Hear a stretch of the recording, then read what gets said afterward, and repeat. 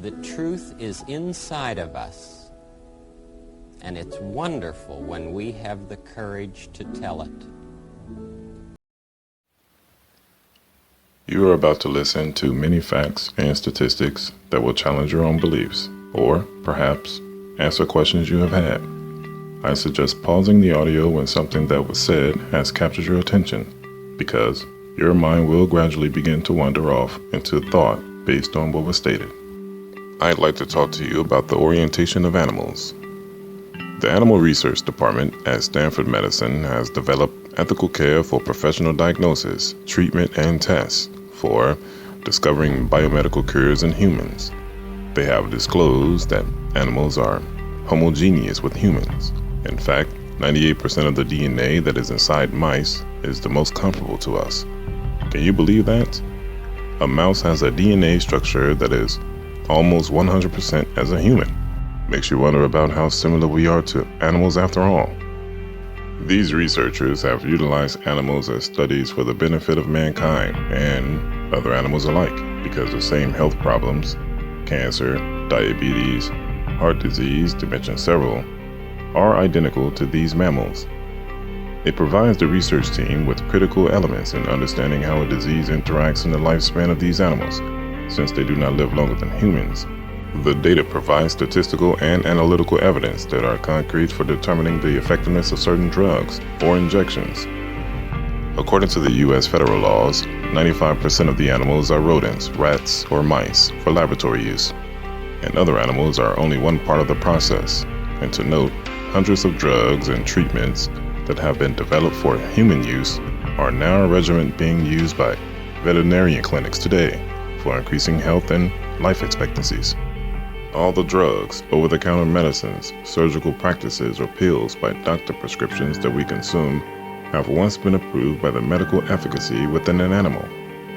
There is no cruel intent involved here, but these tests are all constructive, and it could be a dire need to save a human's life.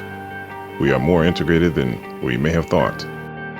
All creatures that are habitating on land were also created from the same material that we were molded from, which is the dirt of the ground.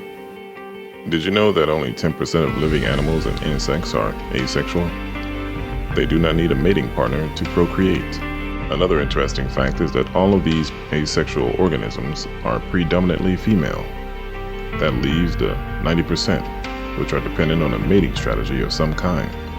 There is 1.7 million species on the planet, and 1.5 million are biologically destined to reproduce by a male and female of that specific animal group.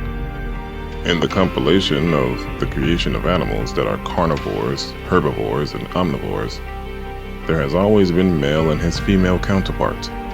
If it wasn't for the declaration that was given to the man who built the real indestructible Titanic, called the Ark, to host himself and family alongside every kind of living animal, there wouldn't be any in existence for us to cohabitat with on this planet. Furthermore, the fascinating thing about the animals in the Ark is that they were not on a leash or herded by men to this gigantic ship. Even today, it's accurate to say that animals are more inclined to behave in their nature without giving it reasonable thought if they could think that way, while us humans live like animals more often than not. Sure, animals have a level of intelligence because of their capabilities to learn adaptively, but humans are the only creatures that have godlike attributes to invent, construct, or develop with superiority. You think an animal of any kind could create the mystery of a pyramid? Archaeologists and Egyptologists are still trying to decipher how these enormous trapezoidal objects have defied geometrics and mathematical logic. They may never figure it out. In regards to the Ark I mentioned, it's vitally important to understand what was told to the captain of this enormous vehicle. He was told this: take 7 pairs of every kind of clean animal, and for every unclean animal, buy 2, the male and his female. There is no evidence of another type of orientation than that which was created in the beginning. There has always been a male and a female. These species of animals naturally abide in their biological characteristics. Feline male animals are found to be more aggressive, territorial, and dominant in order to usurp authority and display strength to potential intruders. It's a survival tactic, which serves them well to preserve their genes. The females are distinctly less aggressive. When protecting their young, they are aggressive, but that's during the event of when the male has gone out to kill for food to bring back to the pack. These female species innately understand that they cannot defeat the male counterpart, so they tend to make themselves accessible to that male to secure protection and procreate with superior genetics. Food comes second to establishing a pride or pack, because if the security isn't there, then intruders will ransack the territory and then kill all the cubs produced by the previous full-grown males, to eventually put to death the male who held precedence to solidify the conquerorship. Once it's been established of a new alpha male, then the females begin to maneuver in proximity for mating. If you've listened to the previous episode, I talked about invading and how the men would pillage the land, take hold of the women, and objectify the children as servants. Well, those behaviors are still present today in the Eastern and communist-driven countries. They vandalize and dismantle the authoritative figure to gain control or leadership, to introduce their own mantra for people to follow. The people have no choice. It's horrible, which is why Adolf Hitler's plans were ultimately destroyed. This is also how gangs operate, even to this day. They want to kill, steal, and destroy in order to rule. Whoever doesn't kneel to their aggression will be murdered, and that person's family would either be left vulnerable or worse, molested and sold in human trafficking. Women would either be sexually assaulted or unintentionally impregnated. When I was 15 years old, I remember learning about a violent genocide that happened in Chicago, 1929, where 5 men were strategically deceived by an opposing gang. 4 men were in this operation. 2 were disguised as Chicago police officers, while the other 2 men were dressed in sophisticated suits and ties. After the execution by fatal gunshots that were less than 10 feet away, the 4 men left the scene as if they were not involved. The 2 disguised officers were escorting the other 2 men at gunpoint to the police car, as they successfully got away with the crime because witnesses could not distinguish them from gang members. The motive was for territory and power. This was the infamous Valentine's Day Massacre.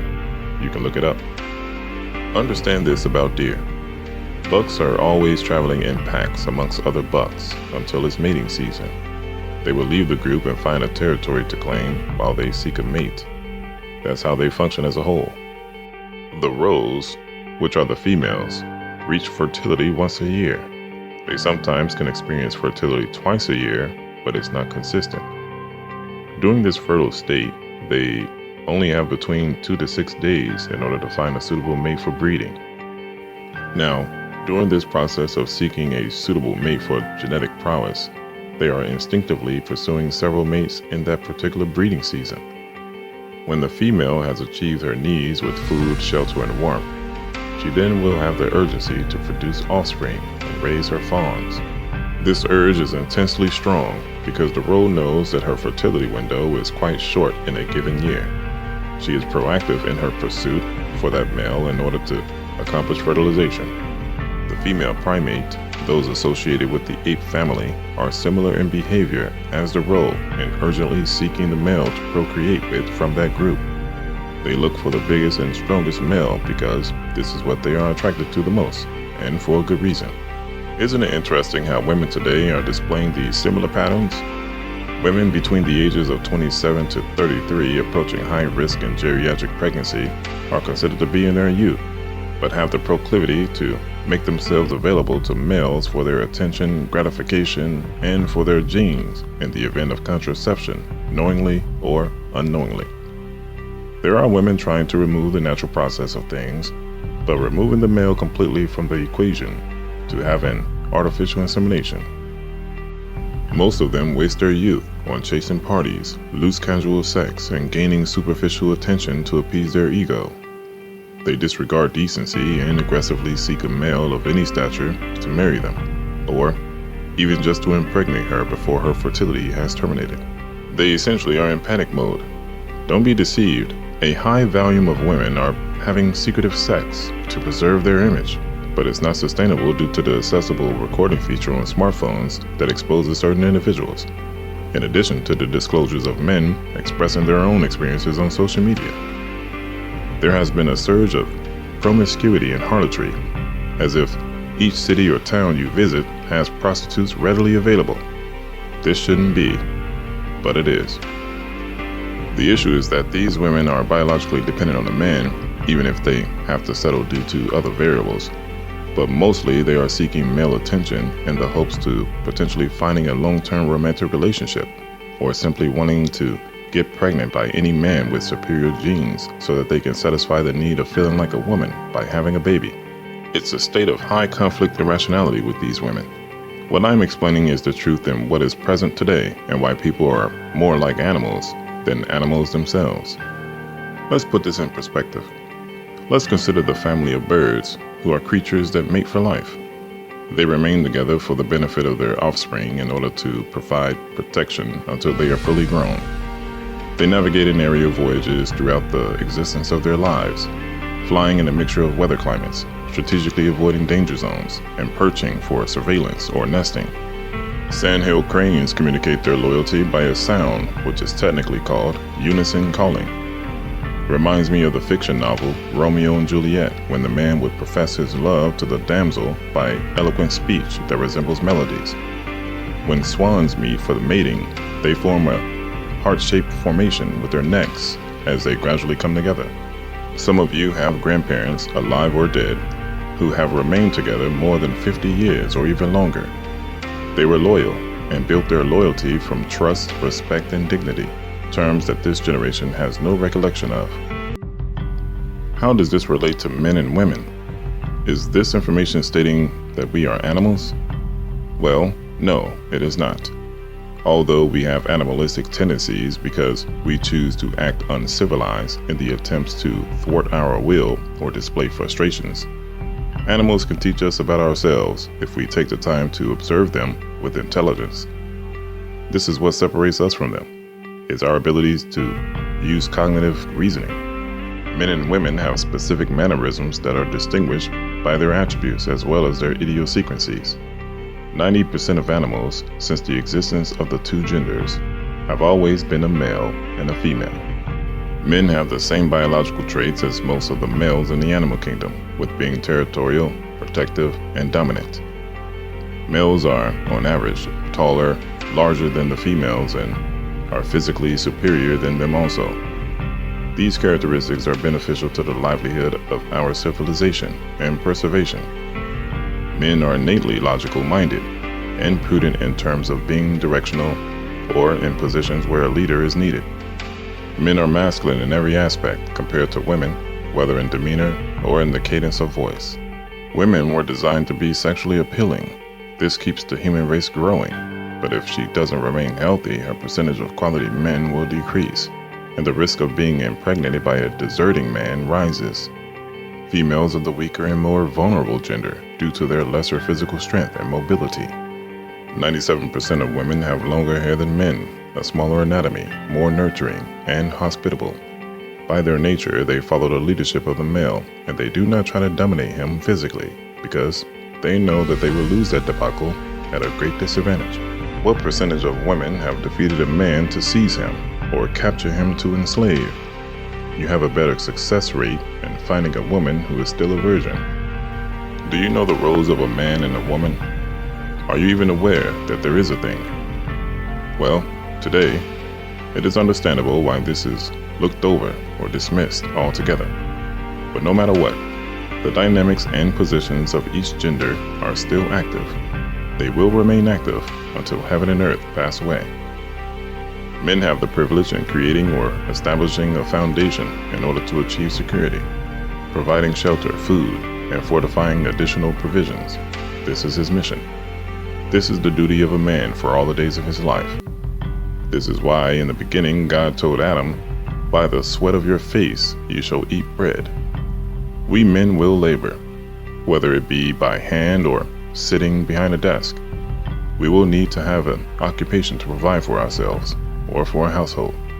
With the ordained position to acquire resources for our livelihood and contributing to the infrastructure of gross domestic product, there's a developmental quality happening.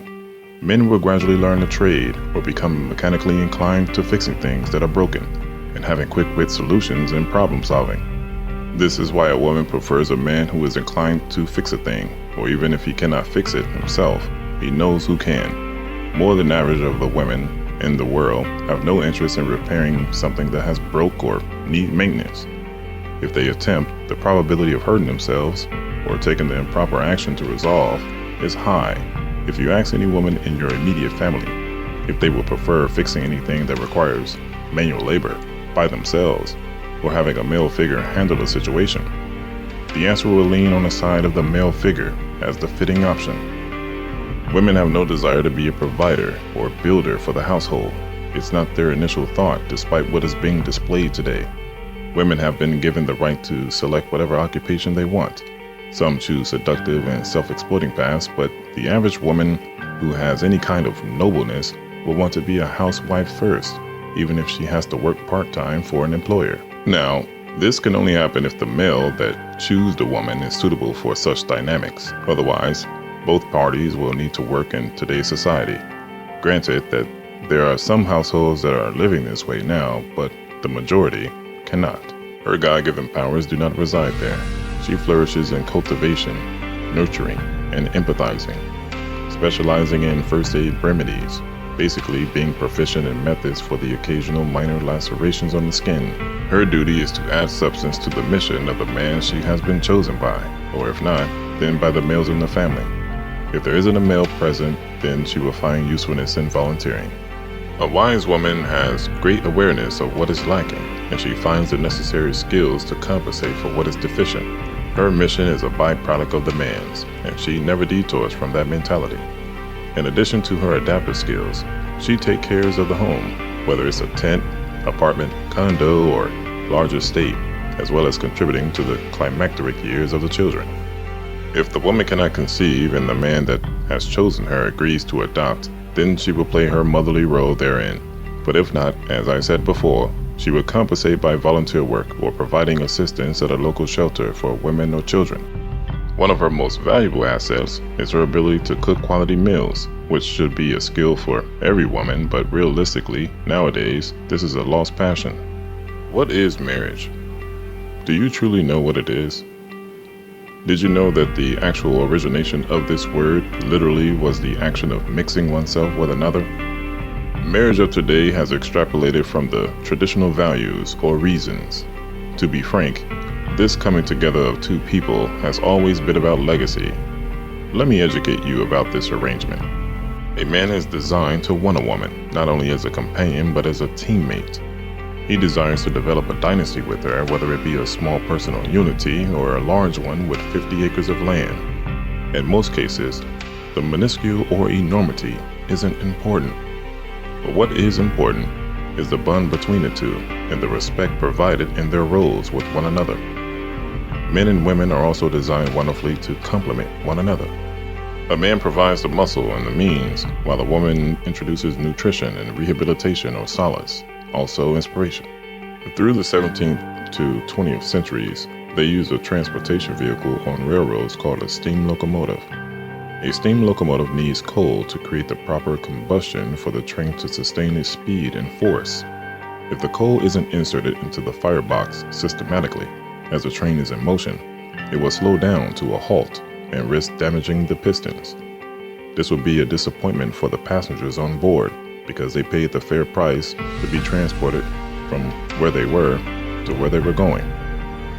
In this analogy, if you didn't quite understand it, the man is the steam locomotive that can travel at fearful speeds, while the woman is the coal that's needed in order to keep the man inspired to provide and come home to decompress. If this is done, then the disappointment of a delayed arrival will rarely be a problem. So then all passengers and crew are happy, so to speak. That should be the dynamics. This is why a man is not designed to be alone, and it's not good for him. We need each other, and this isn't just about superficiality, but it's reality. Men and women need each other, but women have a greater and urgent necessity between the two, because she is more susceptible to being exposed to unfavorable events. This is why God mentions that a man is the covering of a woman, and the covering of a man is Jesus Christ. What woman doesn't want the protection of a man? And what man doesn't desire emotional comfort from a woman? When God fashioned a woman from the rib of Adam during his deep sleep, which can be equated to being heavily sedated in surgery, he woke up but noticed another being, similar to him but slightly different. The Lord led the woman to Adam. Adam gave her the identification woman because she was created from his own anatomy and genetic makeup.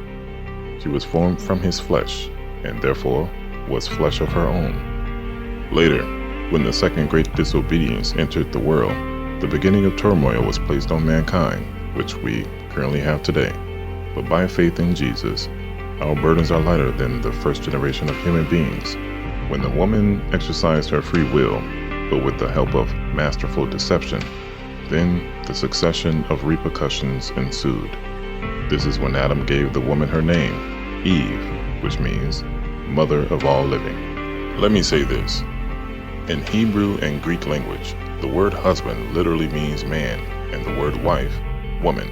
So, whenever the Bible mentions the word husband or wife in the translated text we have today, just understand that the words are not what you think.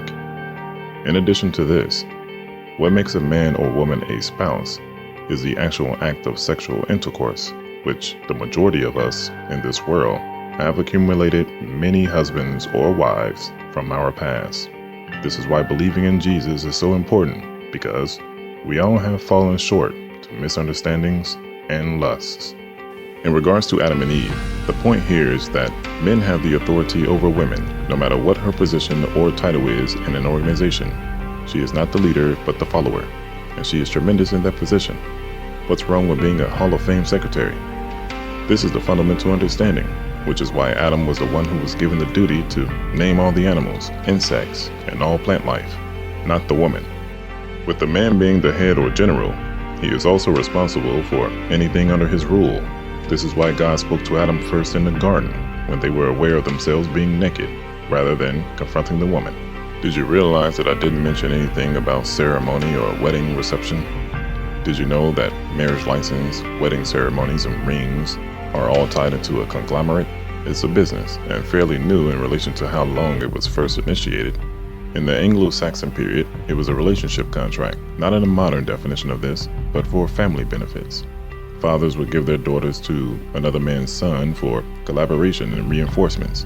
Arguably, most often, the two individuals involved in this arranged conformity were not in love or sometimes not even the slightest sexually attracted. These types of ordeals were solely for establishing wealth, but this period of marrying off children began to slump into a center for intrigue and betrayal opportunities. Today, Pakistan, India, China, and Bangladesh still practice these customs. Stephanie Kuntz, author of How Love Conquered Marriage, said, "The Anglo-Saxons saw marriage as a strategic tool to establish diplomatic and trade ties. You establish peaceful relationships, trading relationships, mutual obligations with others by marrying them."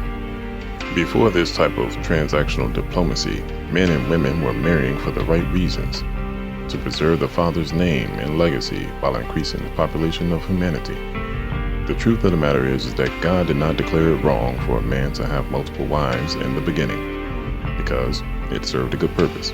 He only declared it immoral due to the inordinate affections of the Nephilim giants, who were having uncontrollable sex with any woman they chose, even to the extreme of sharing one another's women.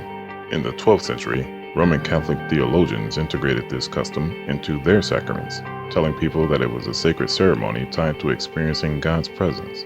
The caricature of wedding vows are only 500 years old, which were plagiarized from Catholic medieval rites.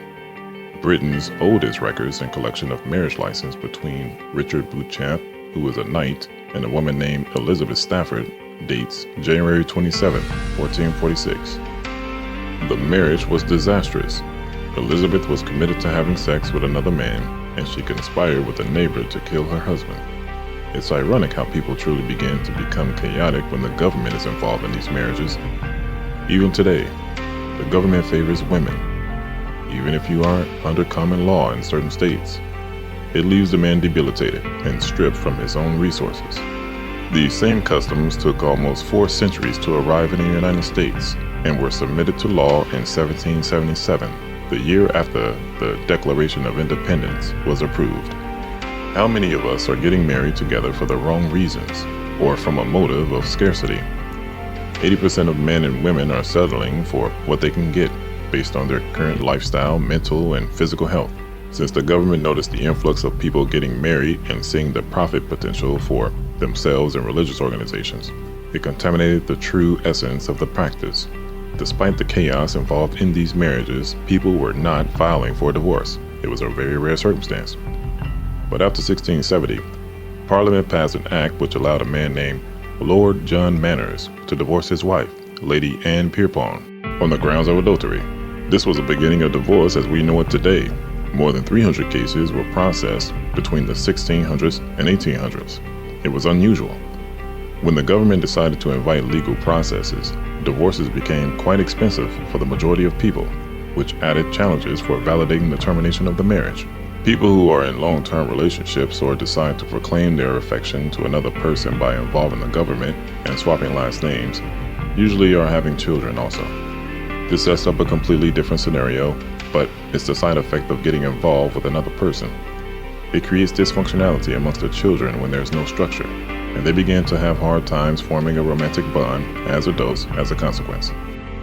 A study led by the American Sociological Association confirmed that nearly 70% of divorces are initiated by women, and 90% by women who have a college degree. Although not all so-called marriages are bad, and they are stable with great households, that's 20% of the population, which leaves 80% a potential life of living in hell if you're not informed. With the high percentage of delusion and entitlement of females and not wanting to be held accountable for their actions, this decreases the motives for a man to consider them as companions, but only for sexual gratification remedies. That remedy also reduces the foundation of family aspiration.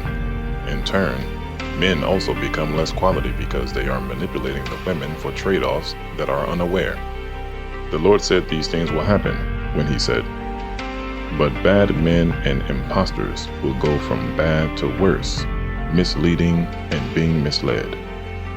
If we are going to get into a long-term union with each other, which is one of the main reasons we were created as humans, then we must understand the truth of it all.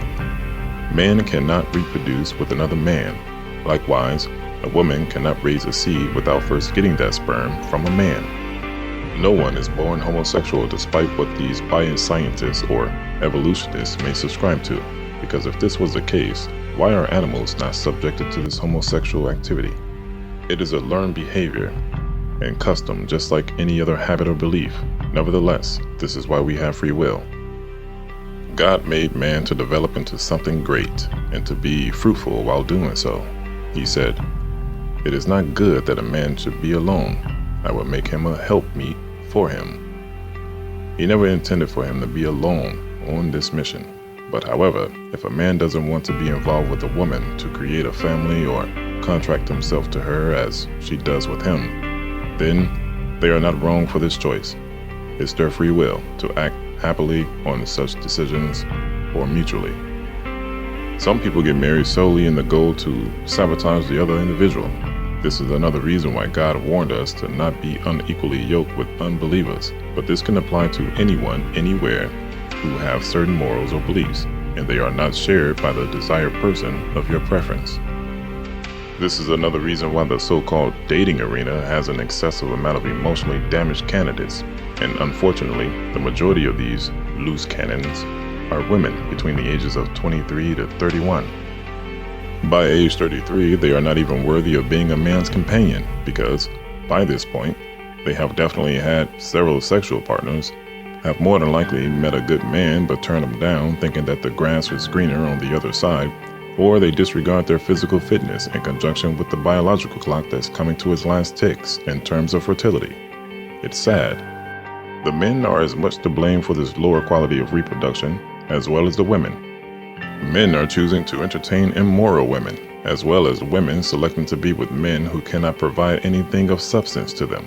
This is why I always mention that the truth is what keeps you enlightened to make healthy decisions or protect you from the bad ones. When you know better, you should do better. I believe the best way it was put was from this wisdom book that I picked up 6 years ago and still have it. It stated, "It is better to dwell in a corner of the housetop than with a brawling woman in a wide house, and it is better to dwell in the wilderness than with a contentious and angry woman. Foolish children bring grief to their father, and bitterness to the one who gave them birth. A great number of us have been married, and if you are a single parent, you were married the moment intercourse proceeded. If you have children with a woman, or you are a woman that has children by the man you live with, you are married, whether it's by your state laws or not. Those who decide to get married conventionally, engagement ring, planning the wedding and sorts to lead into the elopement, then that's fine, and you should honor that union respectfully. But the only difference is that those type of relationships are governmental involved and do not favor the man, unfortunately. Notwithstanding, if you were not a virgin, whether male or female, before getting married in today's acceptance of marriage, then technically you were already married before. When God told Onan to enter his brother's wife, who died because he was wicked in the eyes of the Lord, Onan had sex with her, but when he felt himself nearing climatic orgasm, he pulled out his penis and ejaculated on the ground. He died after that because he was disobedient to God. But the moment Onan had sexual intercourse, that woman became his. Ceremonies were not common because families lack financial resources to afford such venues. So, this is why the Bible doesn't have more records of these type of ceremonies. The wedding that Jesus was invited to was of people who can afford to hire wine and food bearers, which lasted for a week. Here's what Randall Niles had to say about it, who is a lead writer for a Christian History channel.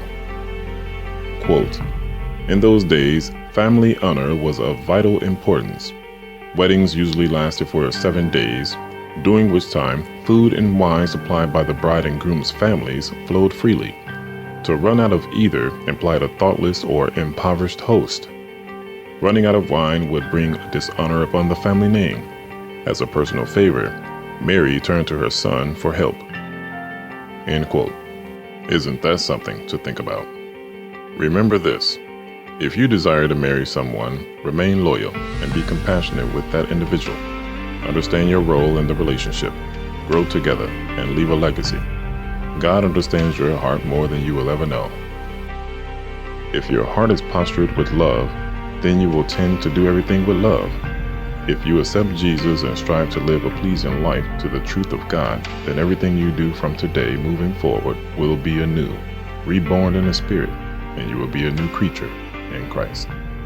Thank you.